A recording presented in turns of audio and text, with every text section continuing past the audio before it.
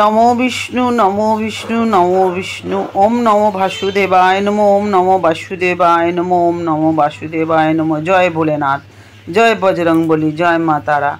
आज के आमी एकादशी शुभ समय कखन, एकादशी कबे एवं एकादशीर माहात्म्य कथा अर्थात ब्रत कथा आमी आपनादेर साथे शेयर करब। कखन शुरू होच्छे, कखन शेष होच्छे, पारणेर समय कखन, शुभ विष्णु पुजो करार शुभ मुहूर्त कखन, सबटाई आमी एखाने बोलबो। तार आगे बोलबो प्रतिदिनेर मतो नतून हये थाकले अवश्यई आमार चैनेलटाके सबस्क्रिप्शन करे पाशे थाकुन, उत्साह दिते थाकुन और एकटू लाइक कमेंट करबेन, ताहले एकटू आनंद एवं उत्साह पाई, कारण उत्साहटा काजेर जोन्नो खुबই प्रयोजन। आपनारा पाशे थाकुन। तो चलुन आमरा आजके जेने निই शुभ मुहूर्त कखन, पारणेर समय कखन, सबटाई आमी बोलबो। এই একাদশীর নাম হচ্ছে বিজয়া একাদশী। কলিযুগে সমস্ত রোগ দোষ এবং শত্রুদের ওপর জয়লাভের ব্রতকে বিজয়া একাদশী বলা হয়। বিজয়া একাদশী ফাল্গুন মাসে পড়ে। রাক্ষস রাজা রাবণের সাথে যুদ্ধ করার আগে ভগবান শ্রীরাম স্বয়ং এই ব্রত করেছিলেন। ফাল্গুন মাসে শুক্লপক্ষের একাদশীর 23শে ফেব্রুয়ারি 2025 তারিখে দুপুর 1:55 থেকে শুরু হয়ে যাবে একাদশী এবং শেষ হবে 24শে ফেব্রুয়ারি অর্থাৎ সোমবার 2025-এ। আর এটা শেষ হবে দুপুর 1:44 সূর্যোদয় থেকে পরের দিনের দ্বাদশী পড়ে যাবে। সূর্যোদয় পর্যন্ত ব্রত পালন করা হয়। 24শে ফেব্রুয়ারি ভগবান বিষ্ণুর পুজোর সময় হলো সকাল 6:51 থেকে সকাল 8:17-র মধ্যে পুজো করতে হবে, তাহলেই শুভ সময়। আর বিজয়া একাদশীর উপবাস মানে পারণের সময় হচ্ছে 25শে ফেব্রুয়ারি, তার মানে হচ্ছে আপনার মঙ্গলবার 2025-এ সকাল 6:50 থেকে 9:08-এর মধ্যে অনুষ্ঠিত হবে। বিজয়া একাদশীর শুভ সময়, বিজয়া একাদশীতে সিদ্ধি যোগ হচ্ছে 23শে ফেব্রুয়ারি 2025-এর 11:19 থেকে শুরু হবে এবং 24শে ফেব্রুয়ারি সকাল 10:05 পর্যন্ত চলবে। এই দিনে সূর্য ও বুধ কুম্ভ রাশিতে প্রবেশ করবে, যার ফলে বুধাদিত্য যোগ তৈরি হবে। এই দিনে কি ভুল আপনারা করবেন না বা এড়িয়ে যাবেন। এই দিনে সূর্যোদয়ের আগে ঘুম থেকে উঠুন। অনেকেই উঠতে পারে না, যার যেরকম সময় হবে করবেন, কারণ মনের বিশ্বাসটাই বড় বিশ্বাস বলে আমি মনে করি। যাই হোক, এই দিনে সূর্যোদয়ের আগে ঘুম থেকে উঠবেন, স্নান করুন এবং পরিষ্কার হালকা রঙের পোশাক পরুন। কালো পোশাক পরবেন না একদম। পেঁয়াজ রসুন অন্ন এবং তামসিক আহার পরিত্যাগ করবেন।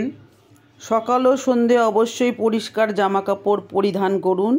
আর নখ কাটা বা দাড়ি কামানো এগুলো করবেন না। বিজয়া একাদশীতে একটি পরিষ্কার আসনে বসে ওম নমো ভগবতে বাসুদেবায় নমঃ এই মন্ত্রটা 108 বার জপ করুন। বিজয়া একাদশীর জন্য একটি শক্তিশালী দিন বিশেষভাবে মনে করা হয়। বিশ্বাস করা হয় যে কেউ যথাযথ আচার অনুষ্ঠানের মাধ্যমে বিজয়া একাদশীর উপবাস পালন করে এবং ভগবান বিষ্ণুর উপাসনা করে, সে জীবনে সমৃদ্ধি, স্বাস্থ্য এবং সুখ লাভ করে। এটি আপনার ঘর বা জীবন থেকে যে কোনো নেতিবাচক শক্তিকে দূর করার জন্য সাহায্য করে। এই বিজয়া একাদশী নামটার মধ্যেই তো রয়েছে বিজয়, সব কিছু হারিয়ে দিয়ে বিজয় হবে, তাই এই একাদশীর নাম বিজয়া একাদশী। এবার আসি বিজয়া একাদশীর মাহাত্ম্য কথা বা ব্রত কথা।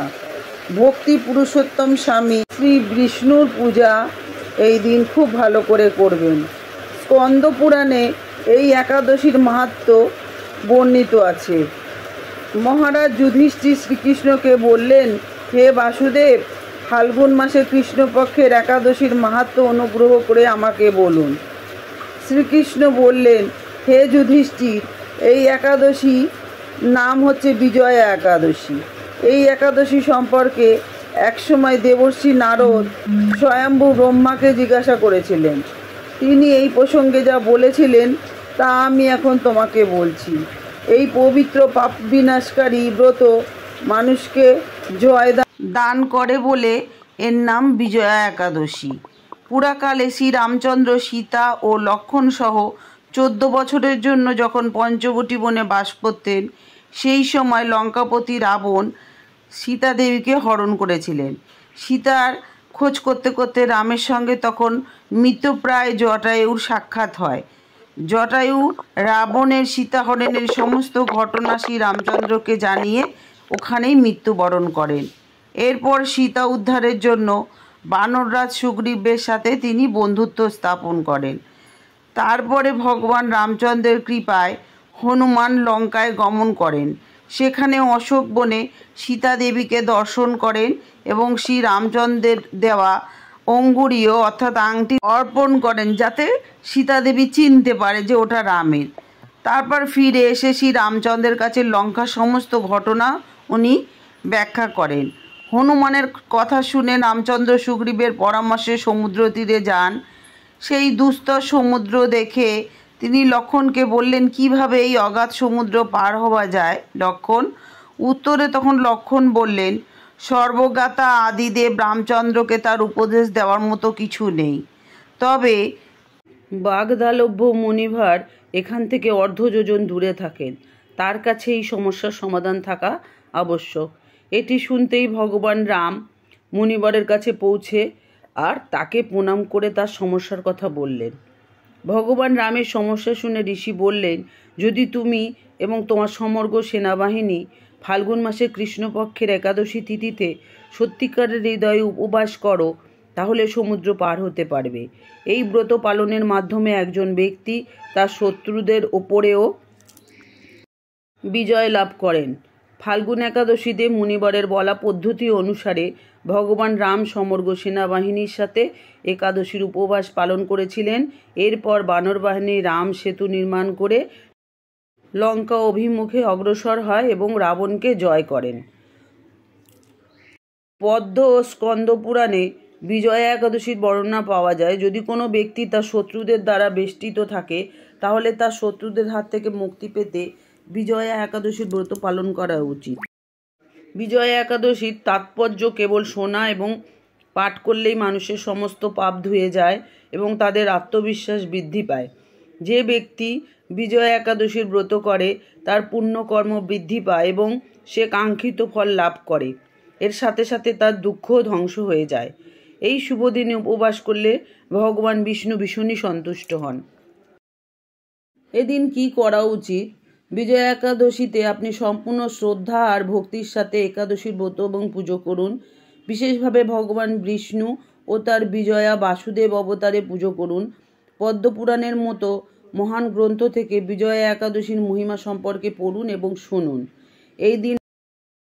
এই দিন অভাবীদের আর গরিব লোকেদের দান করুন।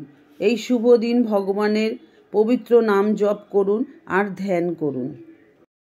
যদি পারেন তাহলে জল আর অন্য খাবার গ্রহণ করবেন না। যদি না পারেন জল ছাড়া খাবার ছাড়া থাকতে, তাহলে অবশ্যই ফল এবং জল খেতে পারেন। ছোট বাচ্চা এবং বয়স্কদের এই উপোস করার প্রয়োজন নেই। যে কোনো একাদশীতে ভাত রান্না আর খাওয়া থেকে বিরত থাকুন। এই দিন মিথ্যে কথা, কুকথা ব্যবহার করবেন না।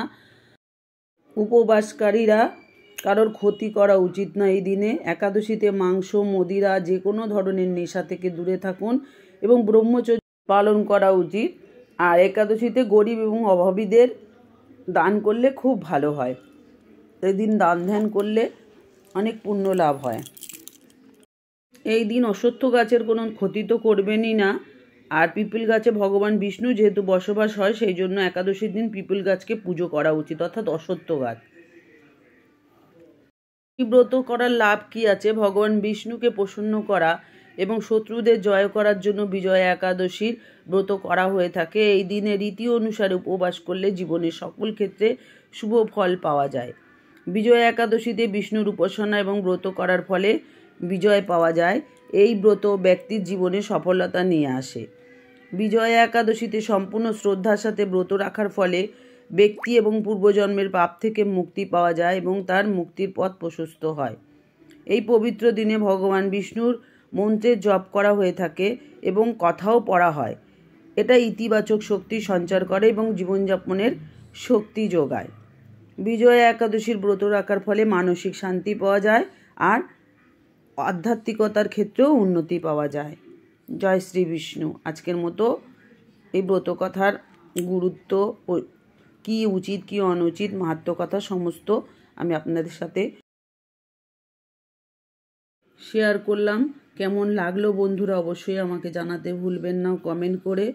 আর বলবো শ্রী বিষ্ণুর কৃপায় আপনাদের মঙ্গল হোক, সবাই খুব ভালো থাকুন, সুস্থ থাকুন, আনন্দে থাকুন। আর এতক্ষণ আমার ভিডিওর সাথে থাকার জন্য, আমার কথাগুলো শোনার জন্য আপনাদের সকলকে অনেক অনেক ধন্যবাদ। বিষ্ণু ভোলেনাথ সকলকে ভালো রাখুক, আনন্দে রাখুক। তো আজকে আসি, আবার দেখা হচ্ছে নতুন আর একটা ভিডিও নিয়ে। খুব ভালো থাকবেন বন্ধুরা। টাটা। খুব সুন্দর করে মন দিয়ে ভগবানের উপাসনা করুন এবং কথা শুনুন এবং পাঠ করুন। জয় শ্রী বিষ্ণু। রাধে রাধে। হরে কৃষ্ণ করুণা সিন্ধু দীনবন্ধু জগৎপতে গোপীশ গোপিকাকান্ত রাধাকান্ত নমস্তে। নমো বিষ্ণু নমো বিষ্ণু নমো বিষ্ণু। ওম নমো বাসুদেবায় নমো। ওম নমো বাসুদেবায় নমো। ওম নমো বাসুদেবায় নমো। ক্লিম কৃষ্ণায় নমো। ক্লিম কৃষ্ণায় নমো। ক্লিম কৃষ্ণায় নমো।